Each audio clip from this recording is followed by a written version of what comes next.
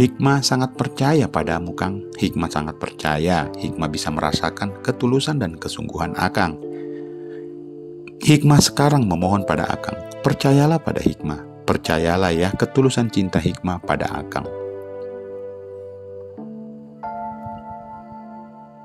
Sama sepertimu, Kang. Apapun yang Hikmah lakukan semuanya untuk membahagiakan Akang. Walau aku takjub dan sangat senang mendengar pengakuan Hikmah, entah kenapa aku menangkap ada sebuah nada duka yang tersirat dalam ucapannya.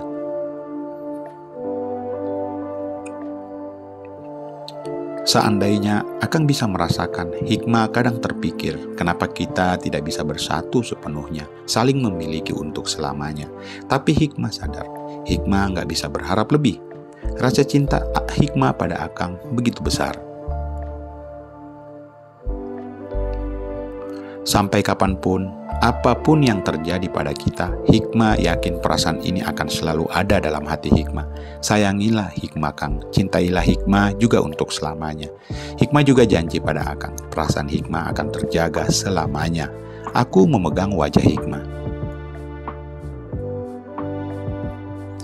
mengangkatnya untuk menatap matanya. Hikmah membalas tatapanku dengan senyum. Matanya tampak berkaca-kaca. Andai Akang bisa jujur sama kedua istri Akang, mungkin Akang akan menikahimu juga. Ada rasa bahagia dan ketulusan, walau tak bisa dipungkiri ada rasa putus asa yang menyeruak. Saling mencintai, tapi tak bisa saling memiliki. Semakin nelangsa karena nasib kami ternyata sama dengan pencuri.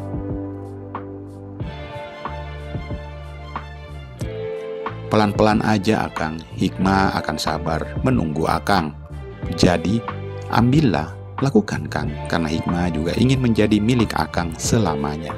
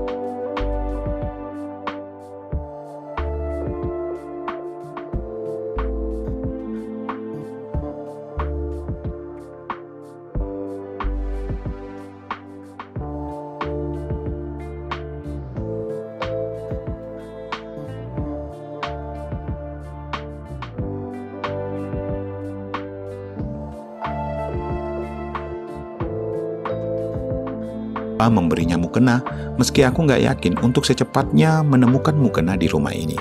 Tapi nggak apa-apalah, sepertinya pakaian gamis yang ia gunakan, yang tentu telah kubelikan tadi lebih dari satu, bisa ia gunakan yang baru untuk sholat di dalam. Sudah, cerita sudah selesai.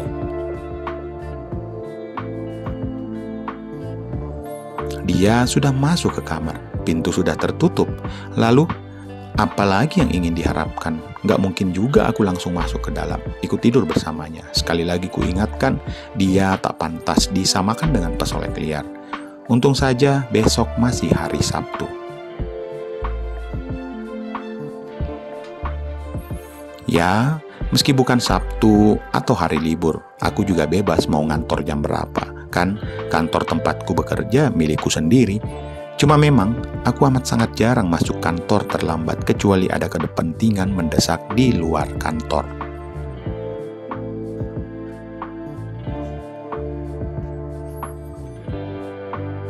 Jadi, bebas mau bangun jam berapa besok. Ya udahlah, ngapain juga aku berdiri bengong di depan kamar Asyifa. Mending aku ke kamar juga. Mungkin mandi adalah keputusan yang baik yang harus kulakukan sekarang. Berhubung badan ini sudah lengket dan gerah, seharian melakukan banyak aktivitas.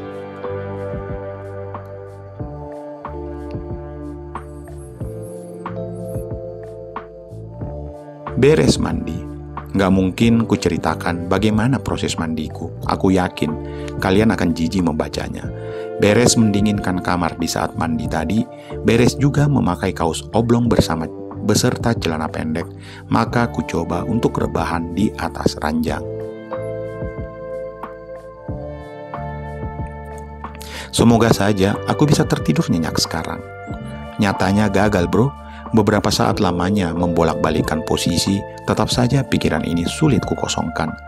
Bayangan tentang sosok bidadari yang tadi bersamaku semakin menyiksa.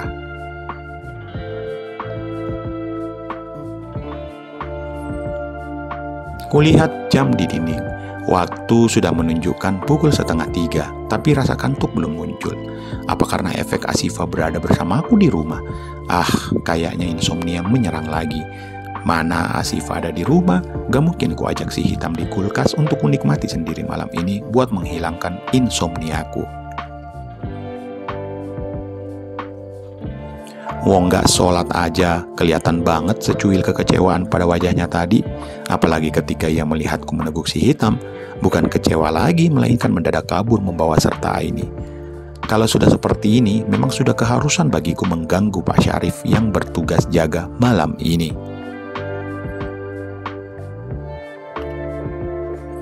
Setidaknya akan kuajak ia bermain catur, atau mungkin mengobrol sampai pagi dengannya. Yah, itu jauh lebih baik daripada berdiam sendiri di dalam kamar. Pintu lantas kubuka.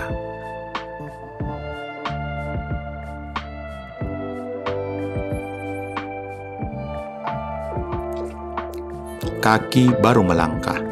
Entah mengapa tak sejalan dengan keinginan untuk sekedar mengecek kamar di sebelah. Yang pada akhirnya keinginan lebih besar dan menjadikanku kini berdiri di depan kamar mereka. Satu yang baru kusadari,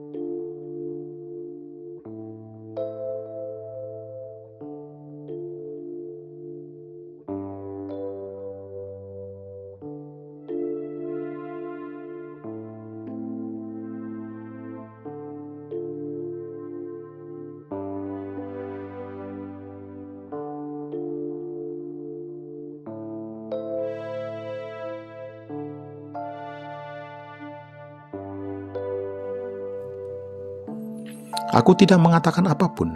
Neng tidak ingin, Akang tidak konsen di kantor. Ingat, Akang sekarang memiliki jabatan yang lebih tinggi dan kewajiban serta tanggung jawab yang lebih besar dari sebelumnya, sambung Rahma. Akang bisa mengerti maksud Neng, Kang.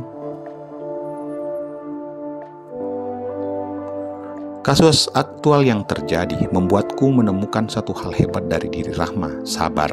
Dan menurutku istriku yang kedua adalah sosok yang super sabar. Lazimnya seorang istri akan mendamprat habis-habisan suaminya yang dipergokinya berselingkuh. Mengomeli dengan nada tinggi disertai makin-makin dengan pilihan kata yang kasar, bahkan mungkin ditambah dengan tamparan menyakitkan. Yang Rahma lakukan hanya diam, berlalu meninggalkanku dan Hikmah, kemudian masuk kamar dan mengunci pintu. Saat terbangun, ia tetap membangunkanku dan mengingatkanku perihal waktu sholat subuh. Tutur katanya pun tetap lemah lembut, sama sekali tidak berubah. Aku tidak tahu apa yang Rahma lakukan saat mengunci diri di dalam kamar.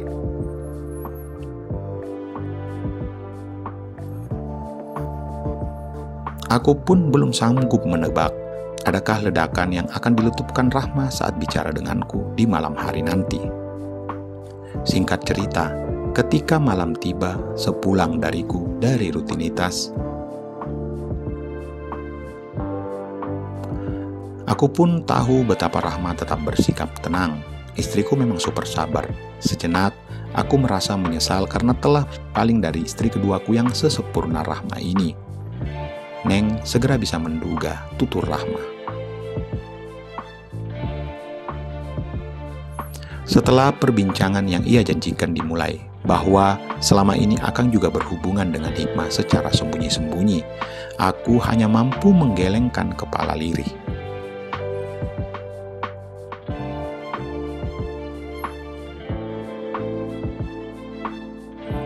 Dan Neng yakin, sambung Rahma, si Hikmah juga merasa terluka dan saat ini menginginkan untuk dipertanggungjawabkan. Kali ini aku mengangguk membenarkan. Aku hilaf, Neng, ucapku lirih.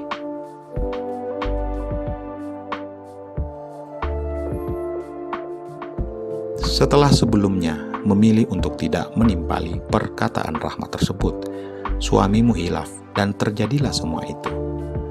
Neng tahu kalian hilaf, Rahma mengangguk.